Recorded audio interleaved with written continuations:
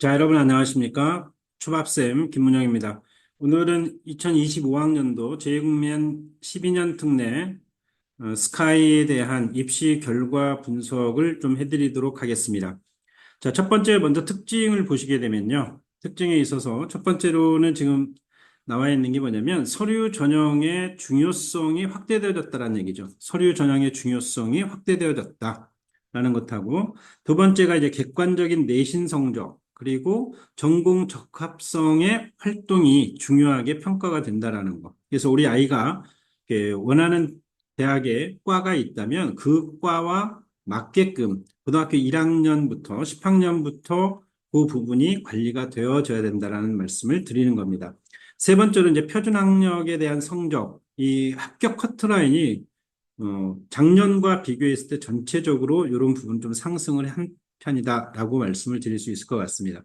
결론은 뭐냐면 각 대학의 커트라인 합격생은 학생의 학업성취, GPA, 그다음에 전공 적합성과 관련되어지는 자기계발, AP, IB, A레벨, 그다음에 공동체 역량, 활동과 리더십과 같은 거 이런 것들을 자기계발을 통한 성실한 노력과 능력을 객관적으로 평가할 수 있는 이러한 서류들이 굉장히 중요해졌다라는 게 올해 입시에 대한 결과입니다. 작년이고 재작년이고 이 3년간의 걸 보게 되면 이 부분들이 고르게 중요하지만 실제적으로 조금씩 계속 상승을 해왔다라는 게 결론이다. 이렇게 보시면 좋을 것 같습니다.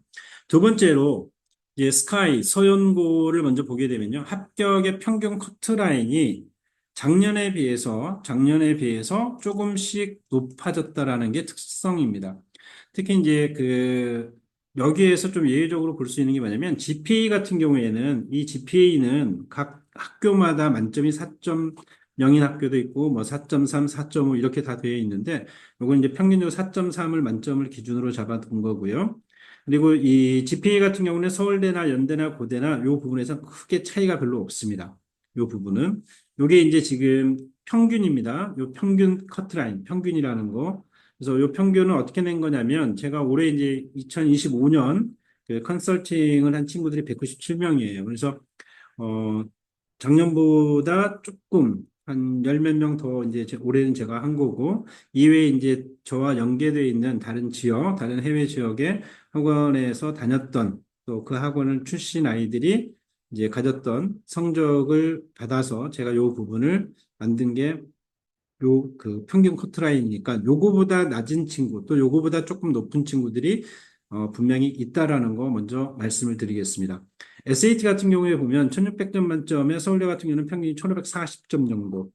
그다음에 연세대는 1520, 고려대는 1510.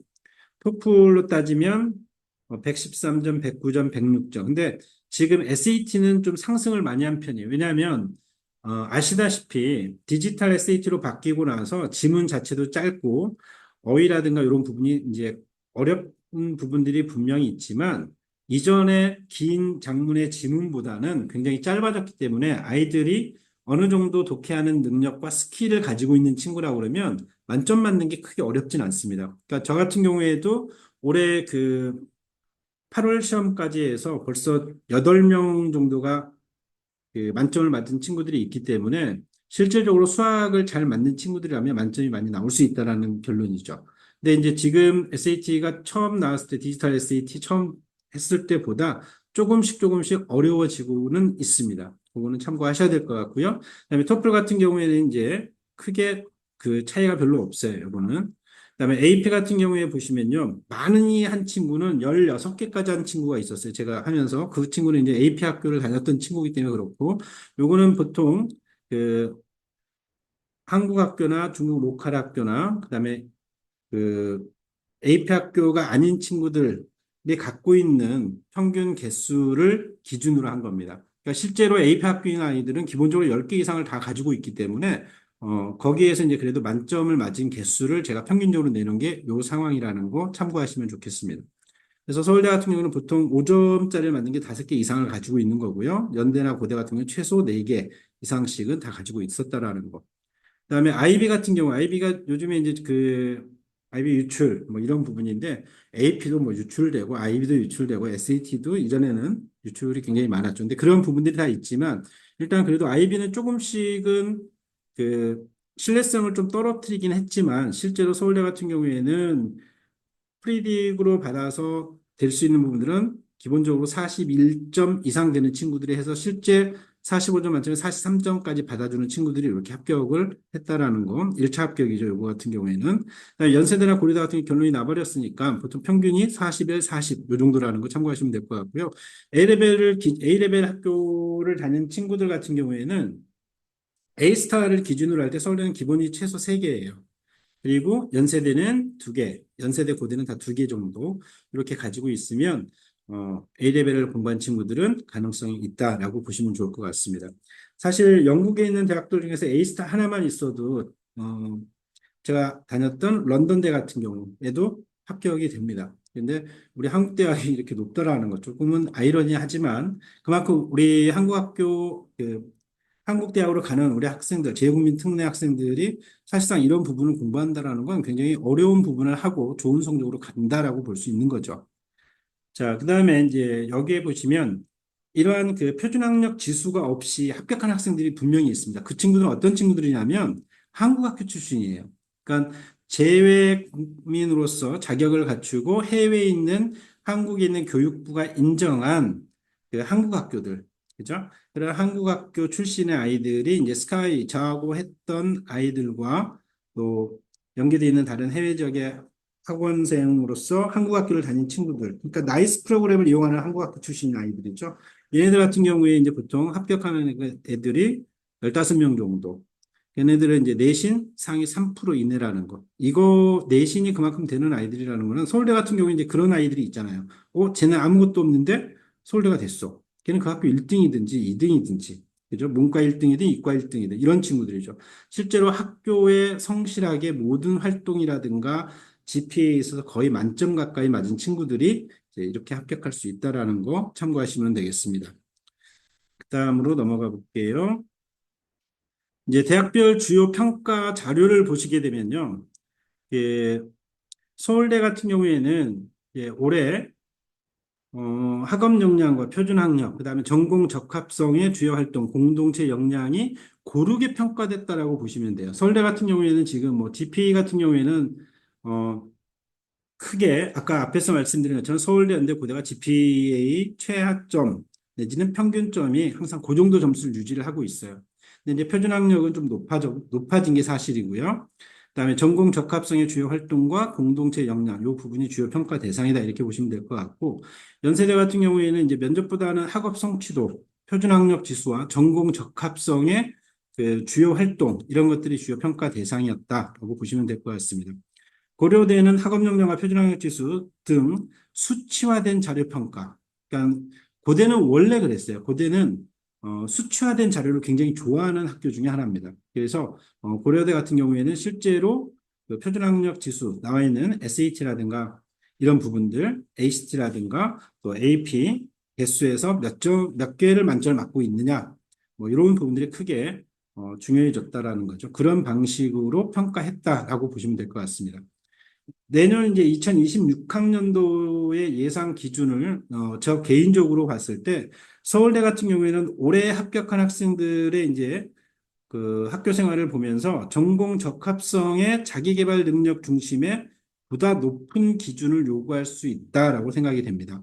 그리고 연세대 같은 경우에는 학업성 취사나 표준학력 지수, 전공 적합성 주요 활동이 더욱 중요해지고 자소서가 부활할 가능성이 있다.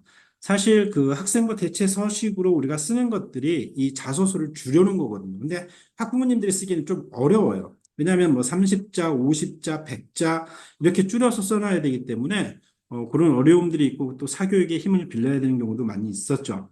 그래서 또 학교 쪽에서도 그런 걸로만 이렇게 나오는 걸 평가하기보단 이전에 자소서를 통해서 학생들에게 묻고 또 학생들이 했던 그런 생활도 구체적으로 좀 보고 싶어 할 수 있지 않나. 그래서 자소서 부활의 가능성을 연세대는 계속 보여주고 있기 때문에 연세대가 만약에 이 자소서 부활을 하게 되면 기타 다른 대학에도 분명 영향을 끼칠 수 있다라는 것. 그다음에 고려대 같은 경우에는 이제 제가 봤을 때는 그 항상 그랬듯이 수치화된 자료.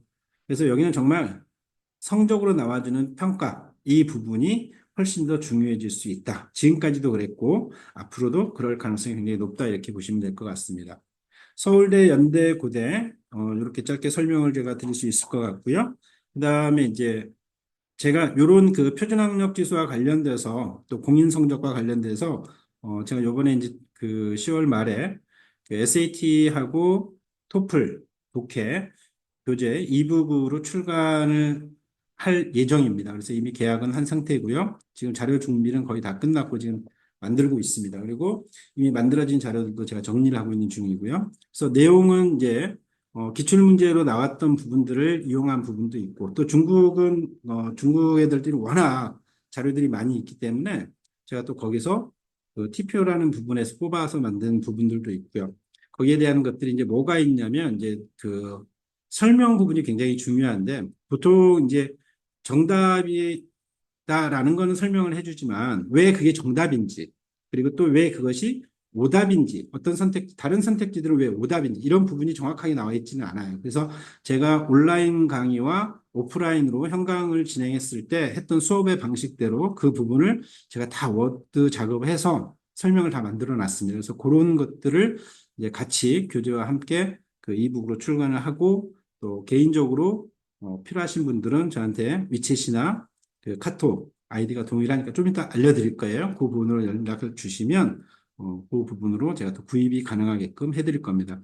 그다음에 이제 스피킹이나 라이팅 같은 경우는 작년 23년부터 지난달 9월까지 나왔던 기출문제 부분을 내용 정리를 제가 다 해놨어요. 그래서 그런 부분을 가지고 있고 또 거기에 대한 모델 답안을 원하시면 제가 또 따로 구입하시기를 원하시면 그런 부분도 제가 해드릴 수 있습니다. 그래서 그렇게 해드릴 테니까 그거는 요 부분 참고하셔가지고 보시면 좋을 것 같고요. 차후에 이제 그 토플이나 SAT를 준비하는 프렙 과정에 토플과 SAT 이북으로 제가 이제 출간할 예정인데, 요 같은 경우는 토플 같은 경우에는 기존에 나왔던 기출 문제의 그 토픽이 있거든요. 그 지문의 토픽, 그 부분과 연관되어지는 부분을 제가 이제 다른 부분에서 또 가져와서 그걸 또 문제화 시켜서 이런 것들을 좀 준비할 수 있게끔. 그러면 나중에 시험장에 갔을 때 실제로 기출문제의 난이도하고 크게 차이 없이 또 연관성 있는 지문들 또는 그 지문에서 나왔던 것들을 발췌해서 써주기 때문에 아마 많은 도움이 될 것으로 생각이 됩니다. 그래서 그런 부분 참고하시면 좋을 것 같고요. 교재는 표지는 이렇게 되어 있습니다. 이제 구입하실 때는 제가 PDF 파일로만 다 이렇게 전달을 해드리니까 이 표지는 뭐 안 들어가서라도 제가 그건 다 해서 드릴 테니까 그렇게 하시면 될 것 같습니다. 그래서 한번 참고하시고요. 자세한 내용은 이 화면을 멈춰서 이 유튜브를 보시는 분들이 한번 참고하시면 좋을 것 같습니다.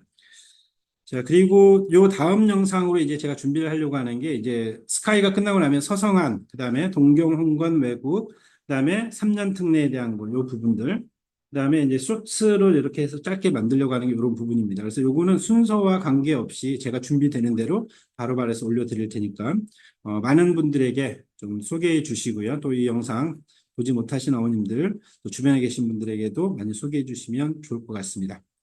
그래서 제 위챗하고 카톡 아이디는 이렇게 되어 있습니다. 이게 J예요, J. 야베스 잉글리시입니다. 그래서 위챗하고 카톡 아이디가 동일하니까 이렇게 해주시고 저한테 문의를 주시면 좋을 것 같고요.